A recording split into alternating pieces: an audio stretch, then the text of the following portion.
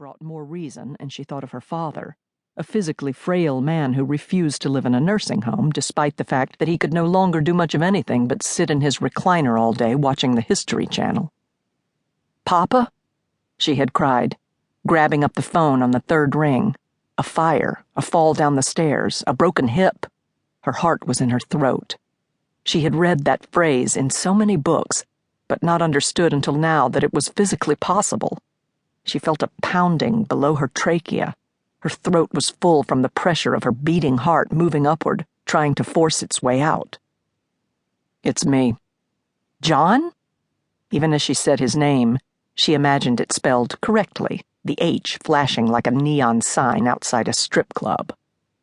In keeping with his new California lifestyle, he said it so matter-of-factly, as if he was discussing the weather. "I'm dying." She'd been glib, said something she had watched him say so many times on Oprah or Dr. Phil. "We're all dying.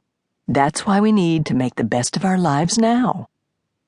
Such an easy thing for him to say. Independently wealthy people didn't tend to have as negative an outlook on life as those who had to get up at 5 every morning to get dressed so they could go out and teach drooling teenagers the periodic table. "I'm serious," he had said. "It's cancer." Her heart was no longer in her throat, but there was something stuck there that made speaking difficult. She managed. "What about Cindy?" The petite, dark-haired Pilates instructor who had been living with him for the last year. "I want you to be there when it happens," he'd said. "I want that healing." "Come to Georgia, then." "I can't fly. You'll have to come to California." Pam still cursed that day when they had first flown to California for a teachers' conference. It had been a way to get out of Atlanta, an exciting adventure, their first trip out west. Their grief counselor had suggested they do something fun to take their minds off what had happened, and John had eagerly suggested the conference. Pam had stared out the window most of the flight, shocked at the vast and varied terrain beneath them. Dense forests with dirt roads cutting into them like lashes from a switch gave way to barren desert and nothingness. How could people live in such desolate places, she had wondered?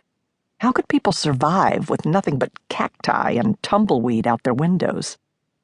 "Look," John had said, pointing out the oval plane window to the patch of red dirt that represented the state of Arizona. "That's where Ted Williams is." Ted Williams, the baseball player whose decapitated head had been cryogenically frozen by his nutty children. "Liquid nitrogen," John had explained. "His body's floating in a vat next to it." Pam looked away from the window for the first time. She allowed herself a quick glance at John, his steely blue eyes, his long eyelashes that were more like a woman's. She loved him profoundly, but could not see her way across the chasm that had opened up between them. She wanted to touch his hand, to revel in the way his voice changed, got deeper when he was teaching someone something new. Instead, she asked, "Why did they have to decapitate him?" John had shrugged, but she saw the corner of his mouth twitch into a smile. "You know," he began, "the only other organ in the body with similar chemistry and composition to the brain is the intestines." Pam should have laughed. She should have made some silly comment about how we all really are shit for brains, but she had simply said, "I know," and let the low hum of the plane's engines fill her ears as they flew into the unknown.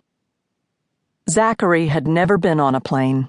His life had revolved around the Atlanta suburb of Decatur where Pam and John had lived all of his life.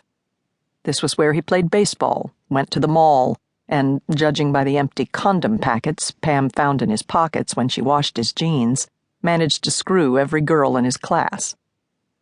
At 16, he had his father's height, his mother's sarcasm, and his grandfather's addiction.